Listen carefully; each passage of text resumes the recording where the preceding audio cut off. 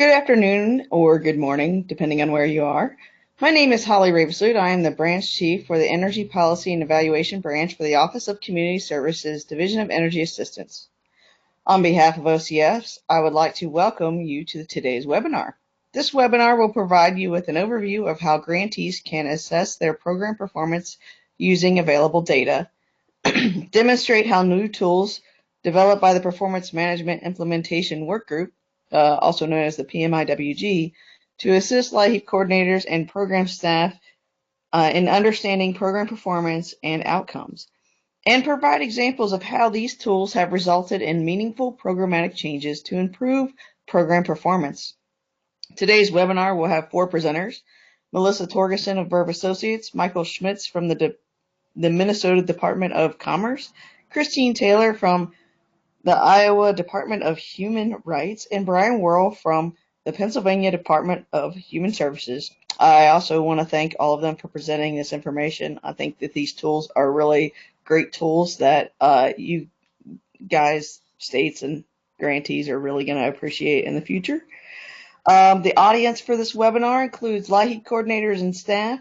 Our hope is that this training opportunity is helpful for you in understanding and assessing the impacts of LIHEAP in your state. Thank you for your time and joining today. I'm handing it over to Melissa. Thanks, Holly. So just to let everyone know, this webinar is being recorded this morning, so you'll be able to go back and listen to it after it's over in case you miss anything. The structure of this webinar is we're going to take 45 minutes to demonstrate data case studies, and I'm really excited for all of you to see the way that you can, in a very concrete and real way, use these tools to look at your data. We're going to leave 15 minutes for questions and answers at the end of the webinar.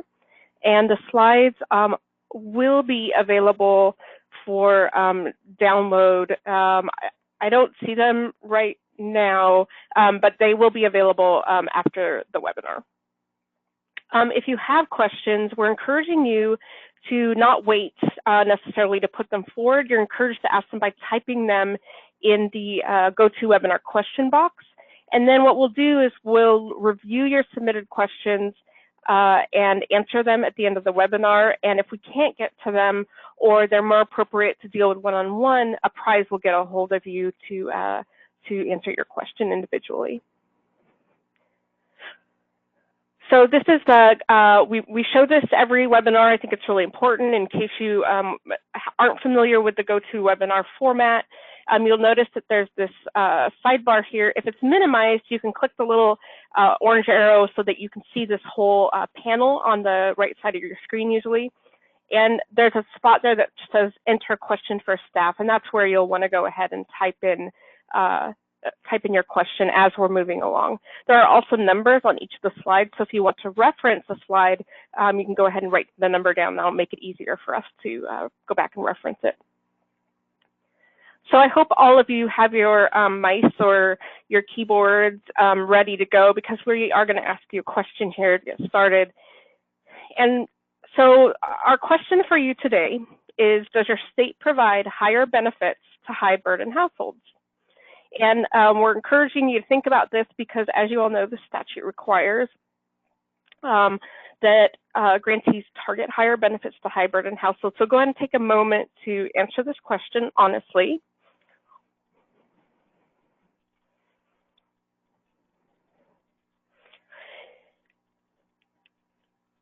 Now, what we're going to do is we'll review this at the end of the session. And I'm going to go ahead, as soon as we move off of this poll screen, we're going to pass it over to Michael Schmitz from Minnesota.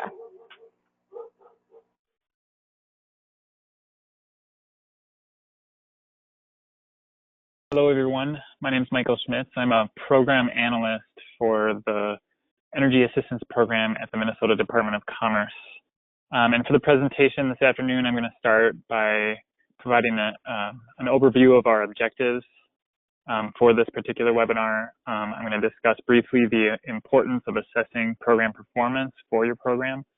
I'll give you an overview of our case study approach and what we've done so far. Then I will summarize the first two case studies that have been completed so far. And then for each of them, there will also be an an opportunity to see how you can generate some of the charts and graphs that are in those case studies yourselves using the performance management website data warehouse. And then after all of that, we'll have some time for a Q&A. So for this presentation, we would like to demonstrate the importance of assessing program performance and also to empower grantees to assess their own program performance. So give them ideas and tools for doing that sort of program performance management. And then we want to also empower grantees to use data to make programmatic decisions. And we want to do that by demonstrating these tools that have been already developed by states and by the PMIWG for performance management. So as for the importance of assessing program performance, all programs have objectives, and some of those objectives are strategic. For example, reducing energy burden for high burden households more than average burden households. As Melissa just noted, that's something that's identified in the LIHEAP statute that we're expected to do. So that's really a high level strategic objective. And some objectives are tactical, and tactical objectives really are more like the means by which you achieve your higher level objectives.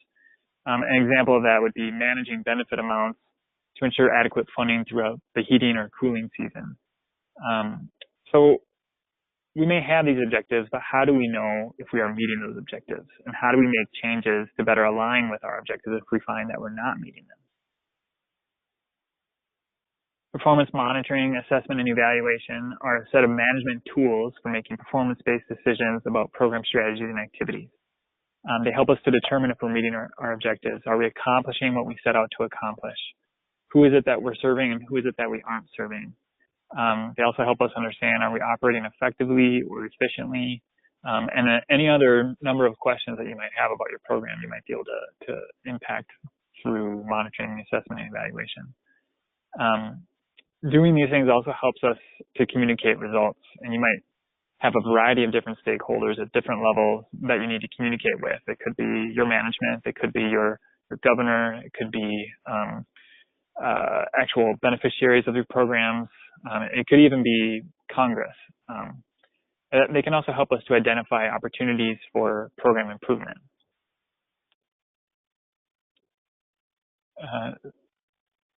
As for the case study approach, the Performance Management Implementation Work Group, or PMIWG, established a data case study team to develop real-world, LIHEAP-specific narratives that demonstrate performance management. We wanted to provide examples of how LIHEAP grantees are already conducting performance management. We felt that using real examples from states actually would be very important for demonstrating how you can do this at the state level.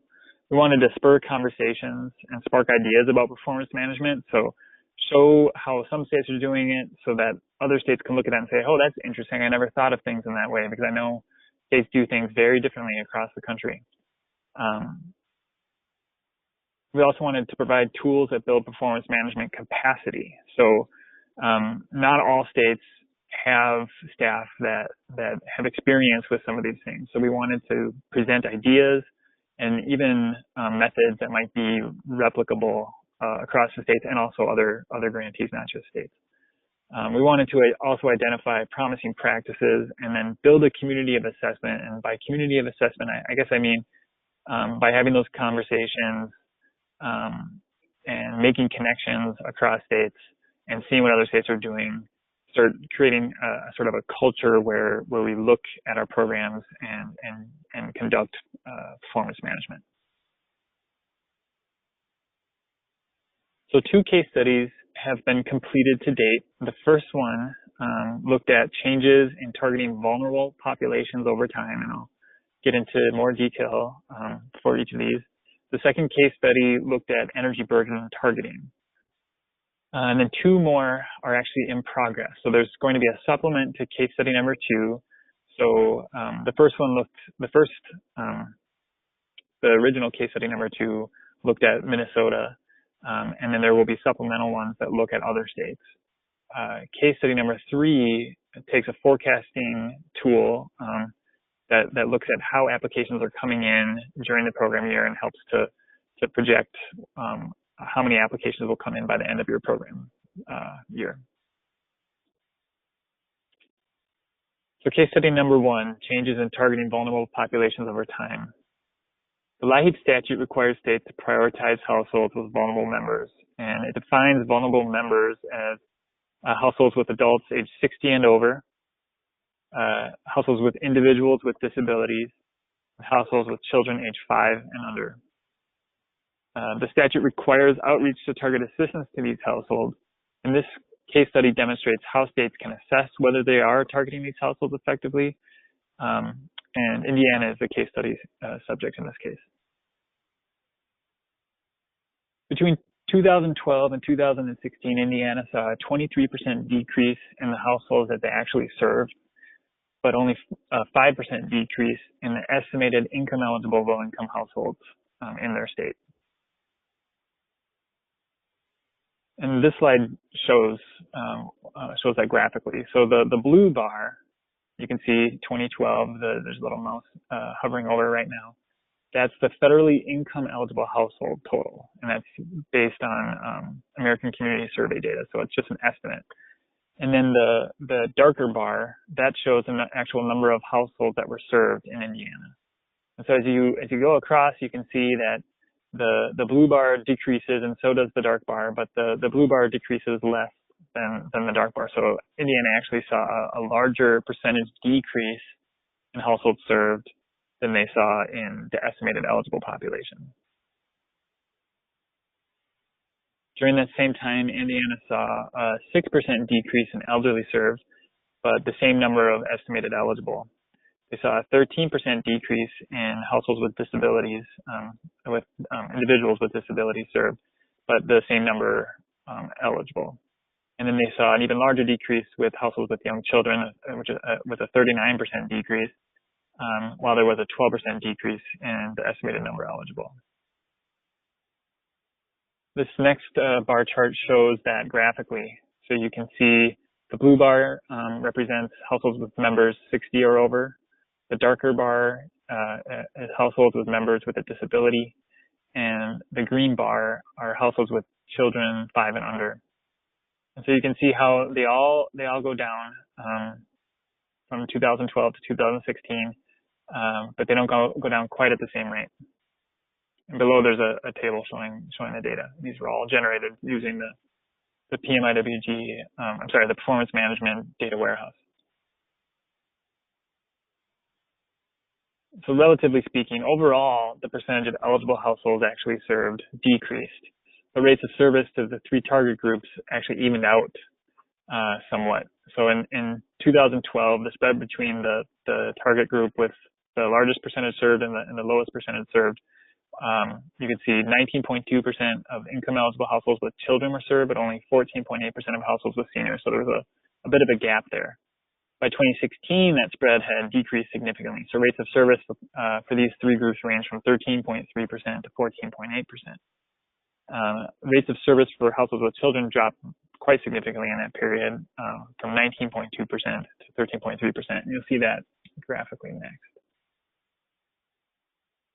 So as you can see on the far left, we have the blue bar shows households with members 60 and over, the dark bar households with disabled members, the green bar households with children under 5, and then the orange one is the percent of all estimated households served. And so you can see there's a larger difference between the lowest and the highest on the far left compared to in 2016, where it's actually quite flat across the board. Next slide. So this case study provides an example of how to use available data to begin to come up with an outreach strategy to groups of households that may be underserved. It helps to identify changes in rates of service, which helps states to understand changes in households served in the context of changing demographic and economic conditions. So if you just looked at the raw numbers of households in each of those target groups, you might have a different understanding of where targeting is needed than if you're looking at the percent of estimated eligible households served. you would probably want to target your outreach to groups that are served at a disproportionately lower rate. So in that previous chart, we saw that households with young children saw a very large decrease in the percent of eligible served from 19% down to 13%. So that might be an indicator that, oh, we might need to refocus our outreach efforts towards households in that particular demographic group. And particularly if you kept seeing that trend over time, that might be an indicator that new forms of outreach are needed. Also, if you're finding that you're improving the percent of households served over time, it might be a useful tool to communicate how effective your current outreach and targeting efforts are. And this is a fairly basic way to look at this kind of information to change what you're doing. Next, we'll have Chris Taylor actually present how you can create the data using the LIHEAP data warehouse. Thank you, Michael. Okay, so the data warehouse is located on the LIHEAP Performance Management website. It's a publicly accessible resource located on the main menu bar at the top of the website. When you enter the data warehouse, you are presented with several options for accessing data and other resources. We're going to focus on the standard reports option, which provides step-by-step guidance on creating data reports. The standard reports option is particularly useful for new coordinators who are unfamiliar with the data warehouse and the type of analyses that may be important to their programs. It also provides a quick and convenient way for all users to access the data through pre-configured reports. So after entering the standard reports, you see this page. There are 3 options to choose from. Single state program reports to look at the data for one state at a time, state comparison reports to compare multiple states at once, and national LIHEAP program reports to examine LIHEAP program statistics that have been aggregated for the entire United States. And we're going to focus on the single state program reports and take a look at the data for my state, Iowa.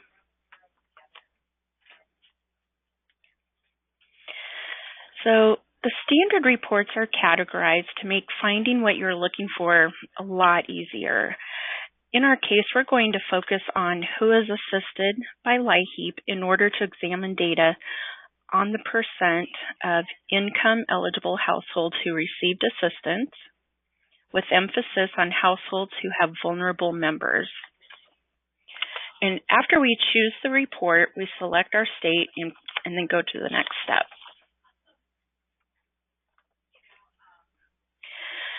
So we select the years to examine. This particular report defaults to the last 10 years, so you might be interested in a longer or a shorter period of time, and you can easily adjust that accordingly. In our case, we're going to adjust the time frame and examine just the last 5 years.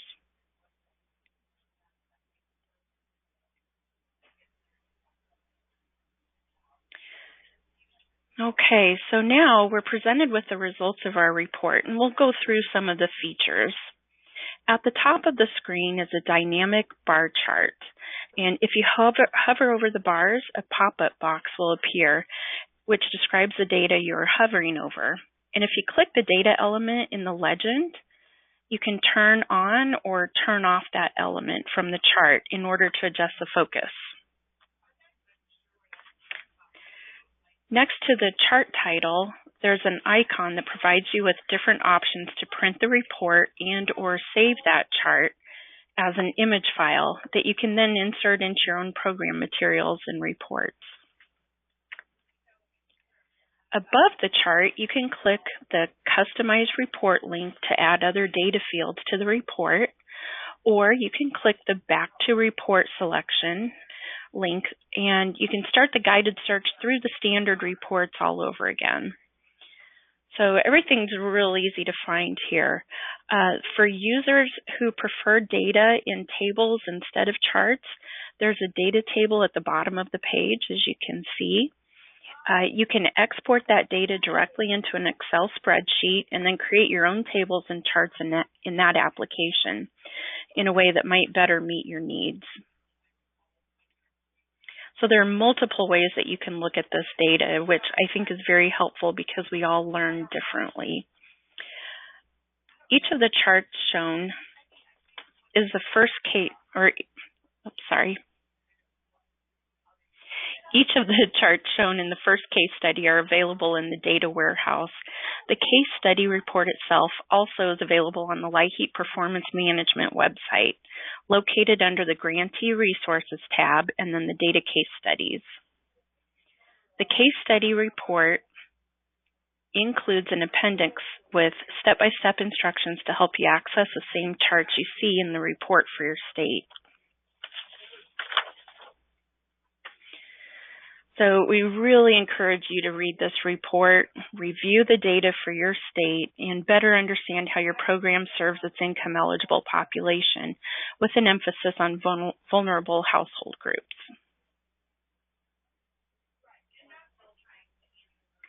And I know as a new coordinator, this, going through that data just really helped me understand what we were doing in Iowa.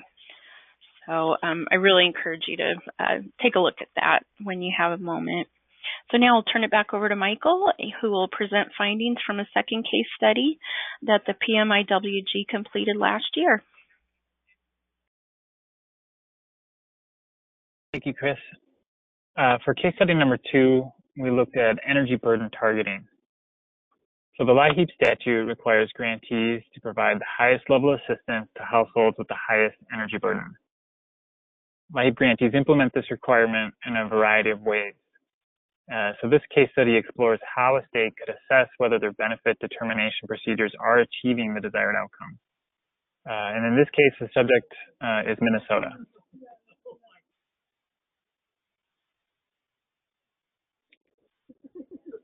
This case study examined Minnesota's benefit determination procedures, which target larger benefits to higher burden households by accounting for household income, household size, main heating fuel type, and actual or estimated heating bills from the previous year.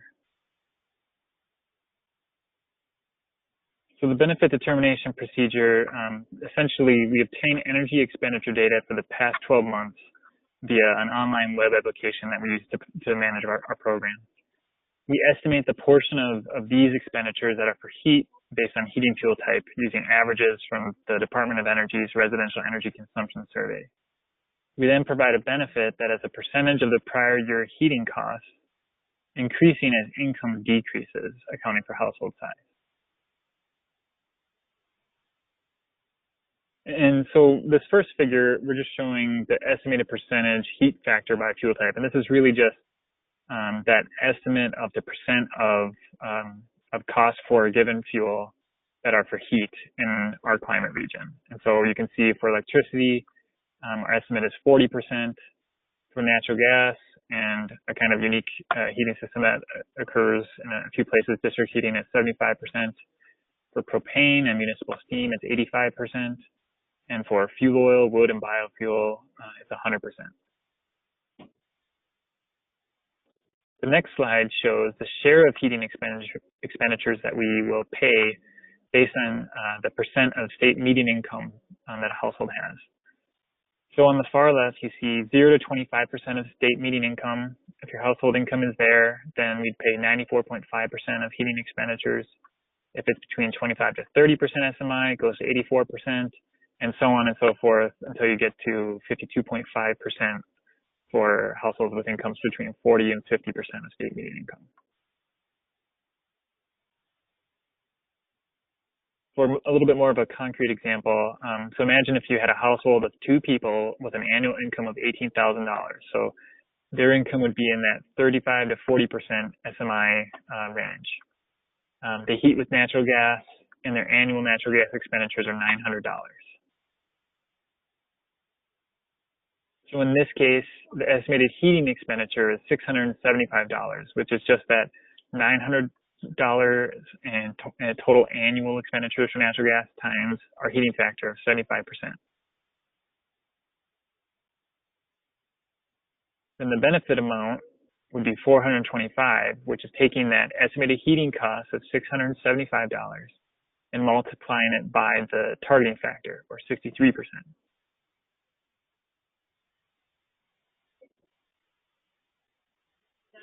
In Minnesota, we use what we call a cost-based matrix, and that just shows the share to pay of a heating fuel bill by fuel type and income category. And so you can see the rows on the left here, the income categories going from the lowest income bucket up to our highest income bucket. And then in the columns, you have the different heating fuel types. And so you can see on the very low end for electricity, if you're in that 40 to 50% state median income range, will pay 21% of your heating bill. Whereas if you use fuel oil, wood, or biofuel, and you're in the lowest income group, will pay 94.5% of your heating costs. So given that, what do we actually see in terms of our energy burden targeting? So this first chart shows our energy burden for our households before being provided with LIHEAP benefits. So the blue bar shows the average energy burden before LIHEAP for all households that we serve. You can see for all fuels, it's around 11%. And you can also see, because this chart shows the different fuel types, you can see how that energy burden is different for different fuel types. The dark bars show the average annual energy burden before LIHEAP for high burden households. You can see it's significantly higher. It's nearly 33%.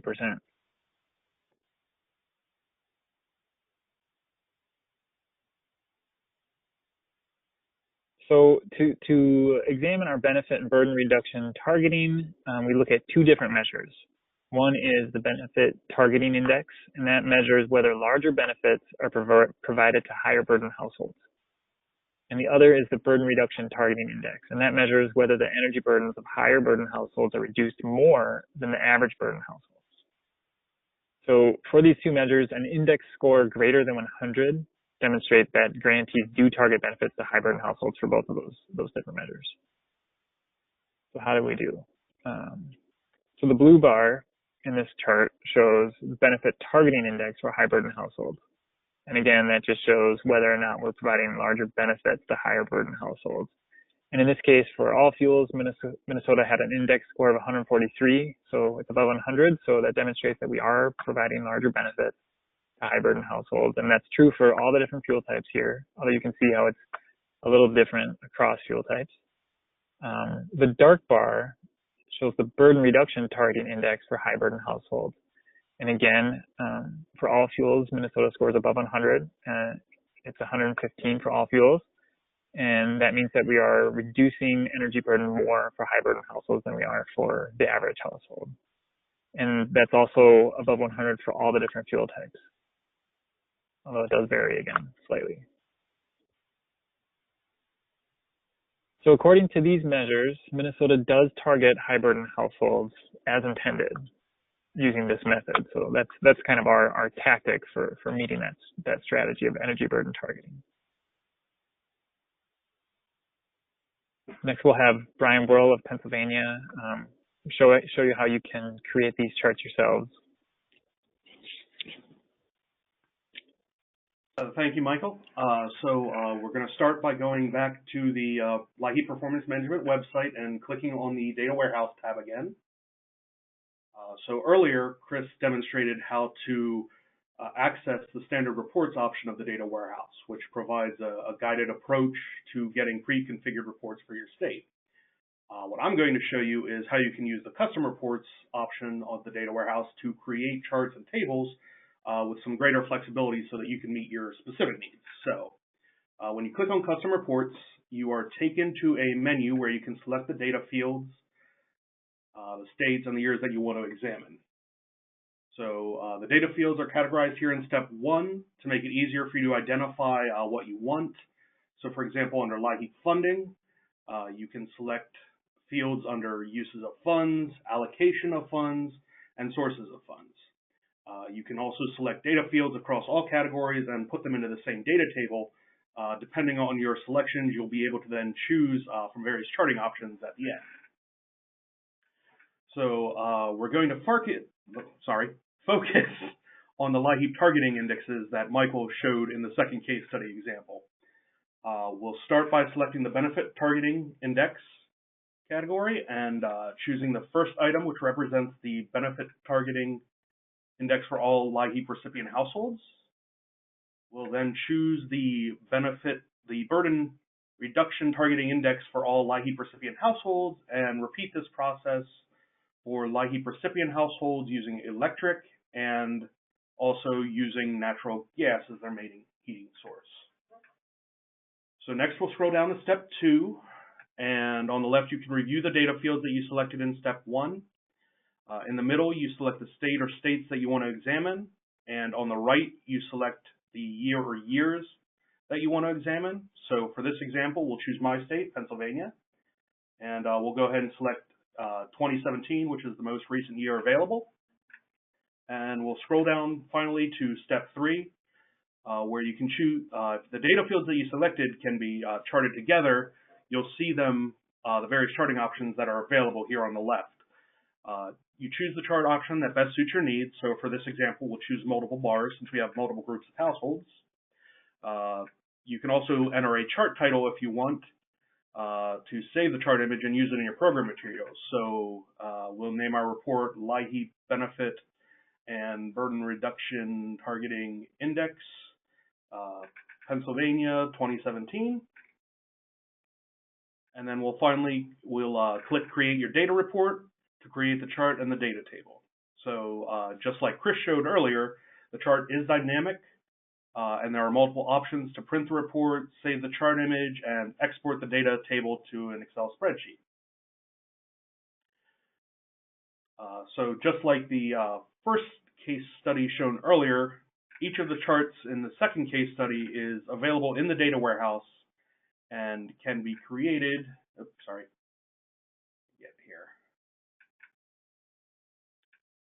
can be created using either the standard reports option shown by Chris or the customs report option that I just went through. For those interested in understanding the energy burden targeting accomplished by their state, you can review the approach taken by Minnesota in the second case study report under the Grantee Resources tab of the LIHEAP Performance Management website. So that's all that I have. I'll turn it over to Melissa now, who will wrap up the webinar with a question and answer session.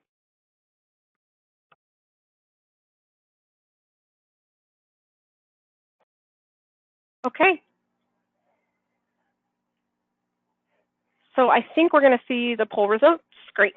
All right. So what we see here, based on the poll results from what you took earlier, are that about 64% of you feel like your state is providing higher benefits to high burden households. And that's a great number to see, not only because it aligns with statute, but also because it tells us that some of you are paying attention to this, perhaps more so than you were in years past when the performance measures weren't kind of front and center. About 18% of you know that you are not providing benefits, which gives you a great starting point. And about 18% of you don't know, and I'm hoping that by the end of this webinar, you've gotten some ideas about how you can go out and learn a little bit more about your data and the work that you're doing, and use that data to better understand and be able to answer this question. We're going to move on in the slide deck, because in addition to everything that you've just heard, we've also put together some resources for you if you have further questions. Are we going to go back to the slide deck? Perfect.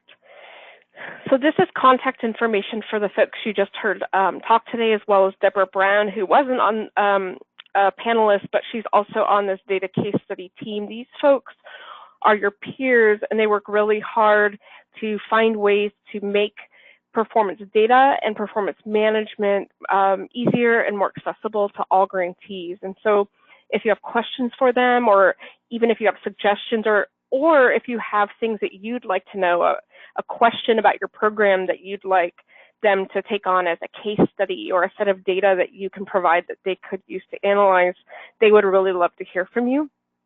There's also the Apprise team, and we're here to help you to understand your performance management data, to help you collect the data and get better data. So encourage all of you to reach out to any of these folks if you have questions, and we'll get you pointed in the right direction if we can't answer them.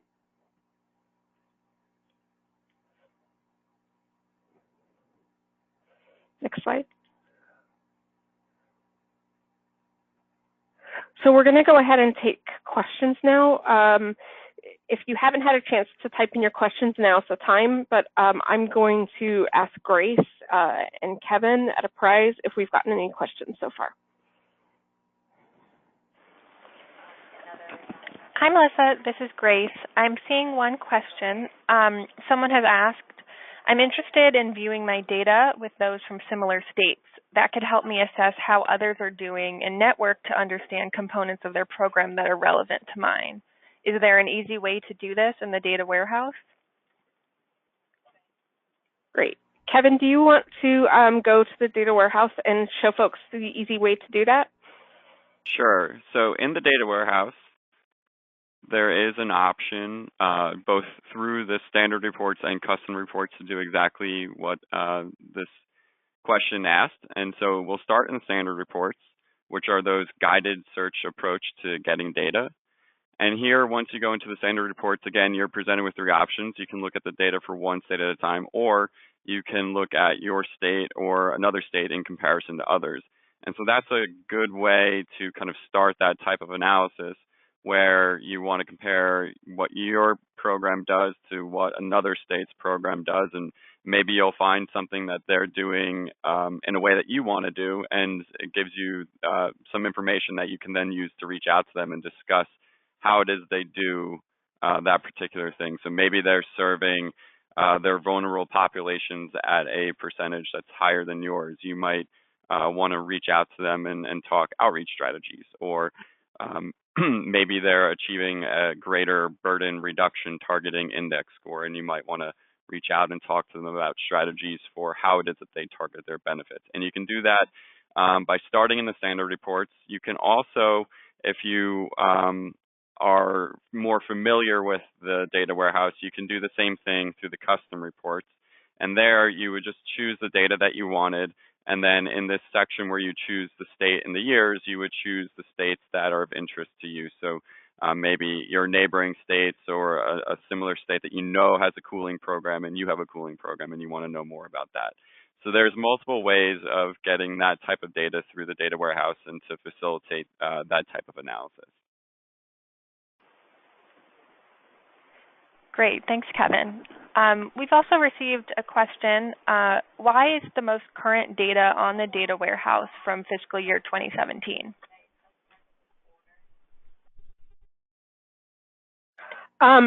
Well, I'll take a run at that, and then Kevin, you can correct me if I'm wrong. 2018 data is just now being processed, so many of you just had deadlines.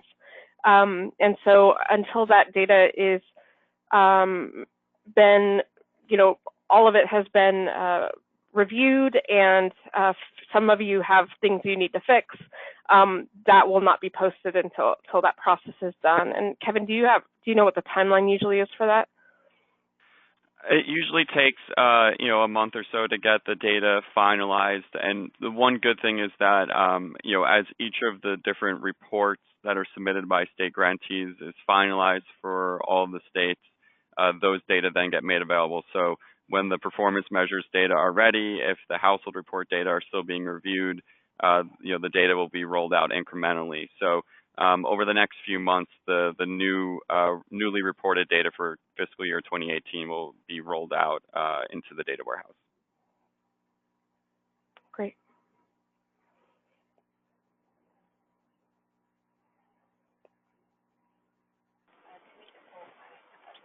And I'm not seeing any other questions currently. Okay.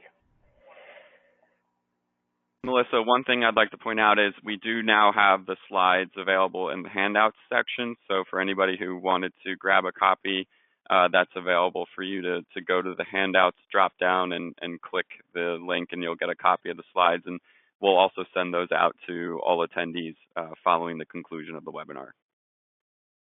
Great. Okay, I think the final slide, is there a final slide? Yep. There are some emails here if you have additional questions, if after you think about this, or if you watch the recording or you share this with your staff and you think of questions, please don't hesitate to reach out and we'll follow up with you. And we appreciate you attending today's webinar, and we look forward to seeing you in future webinars.